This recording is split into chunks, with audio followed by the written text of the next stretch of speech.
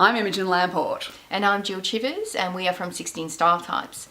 And this is a second in a video series we're doing on women with a preference for thinking, and we believe this is a really important and interesting topic. And what we'd like to talk about in this video today is about owning your thinking preference and what it's like to own that, and what it's like when you bump up against people who may be surprised or may have expectations or needs that they feel your thinking preference is somehow not meeting. And so we thought we'd talk a little bit about that and how important it is to own your thinking preference. My personal belief, our belief here is that we all deserve to be who we are, and this is the gift of psychological type, and it's the gift of style types. And so if you are a woman with a thinking preference and you have had some form of struggle, either yourself coming to grips with it or out in the world and what other people, think and feel about that, this might be helpful to you.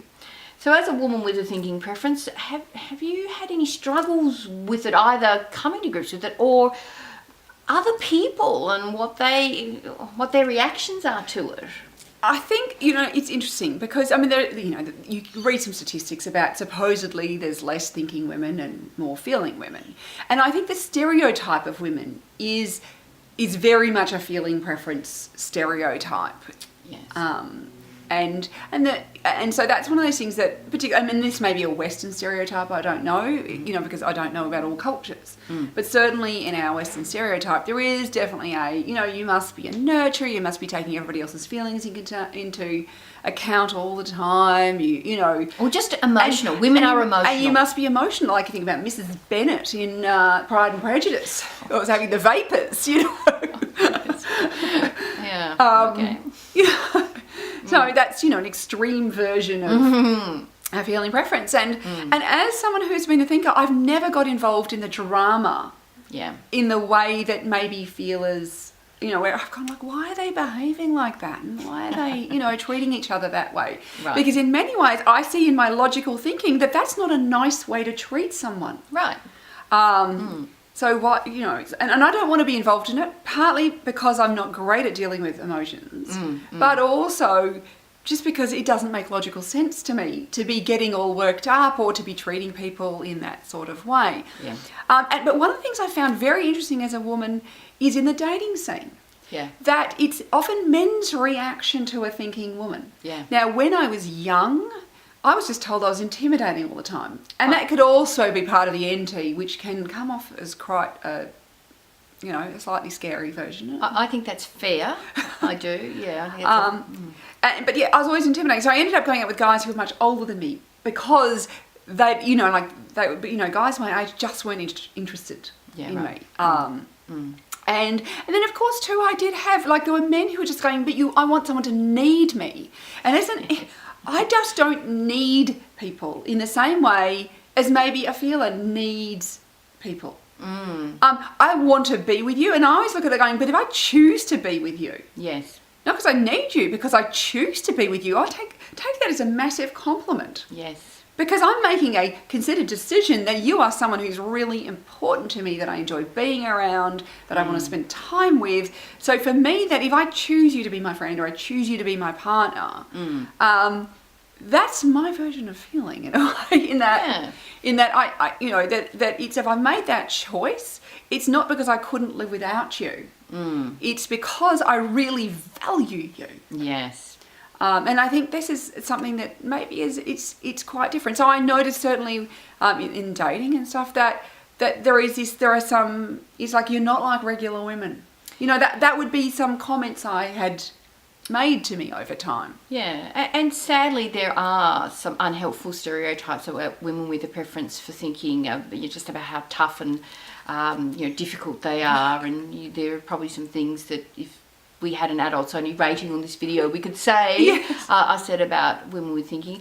The thing about the proportion is interesting, because until the entire world has been typed, we will not know the proportion of women who have a preference for thinking. But generally what is said about people with a preference for thinking, that approximately 40% of that population is women. You take that as you will, because it's all a bit wobbly. But what it does say to me is there are more thinking women than what we might imagine. It's not a Yes. minuscule, it's not a single digit. We're not at 10% or 20% even. No, that there are basically a lot of women. Yeah, it's who almost prefer, half women. yeah, thinking. And the thinking women that I know, I'm thinking of a friend of mine who's extremely comfortable with her own thinking preference. She's very much at home with it. Her beef, if you like, has been the expectations that others put on her. Starting with her mother, who she believed had a feeling preference, who just found her very difficult. She was too independent. Yes. She wasn't a needy enough or a child who wanted to please.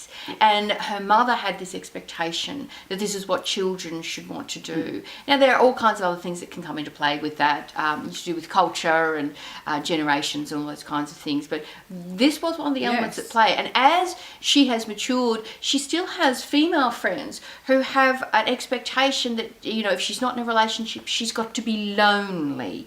Why does she not have the same kind of need-based relationships? Because exactly what you were saying, it's all around I get to choose. But if I choose you, it's a big deal. And this is really helpful for those of us with a feeling preference who don't operate that way necessarily.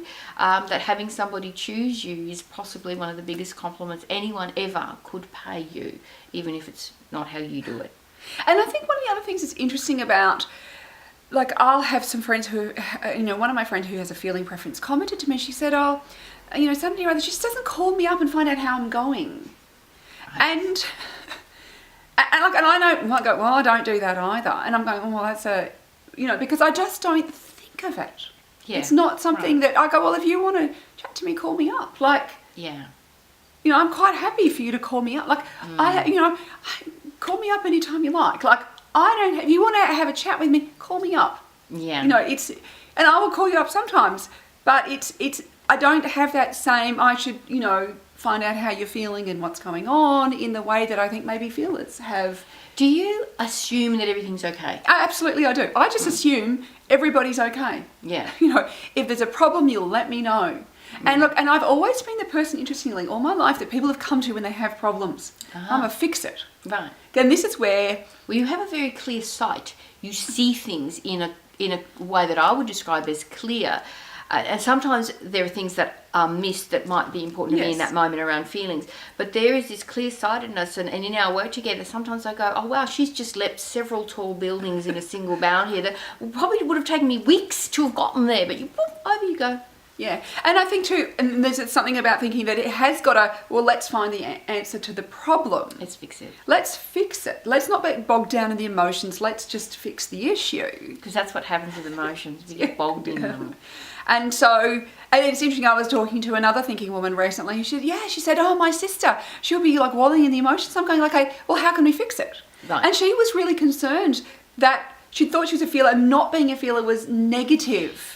And as soon as she realised, but I do fix it, and I'll put in a system, and I'll be wanting to. I want to help people, but I want to help people not in a feeling way, but in a thinking, logical way. Yeah. And that's the other thing is, like, I love helping people. Yeah. That's what I do. My life's work is about helping people. And if you just looked at that, without knowing the drivers behind it, you could say, well, here's a person with a feeling preference, because feeling people help people, right? Yeah. That's often what's meshed together. Yeah. And this is why it's so helpful to go lower and lower and excavate the layers of that. Lots of T people want to help other people. They just do it in a different way. Yeah. I want to find the best solution. Yeah. I want to find the thing that's right for you. Yeah. And so that's the thing, is like, I think my life's work, all my work has been about helping people. Yeah. Other things can come into play here too. So Imogen has a preference for introversion. I have a preference for extroversion. And one of the subscales to do with that is around initiating and receiving. And so introverts are often the ones who are on the receiving end. This is often a part of their psychological profile. Extroverts often, not always, are the ones who initiate contact. And so we can get those kinds of things at play as well, where somebody who's happy to be called up but doesn't offer it's not something you initiate. And if you're the reverse of that, you can sometimes start to feel like you're bothering people because all I'm doing is initiating contact. And so there can be other elements. It's not just around the thinking preference. It's about your whole code, your four-letter type code. But that thinking piece can be really interesting just to focus on that. So if you are a woman with a thinking preference and you've bumped up against something either for self or in your interactions with others, we'd really love to know what that's been about. How did you claim your teeners? What's that journey been like? And if you're a person in relationship to a woman with a preference for thinking, and you have either contributed in some way to her claiming it or not claiming it, we'd also be interested in that because we'd like to explore this a lot. I think it's super fascinating. Yes.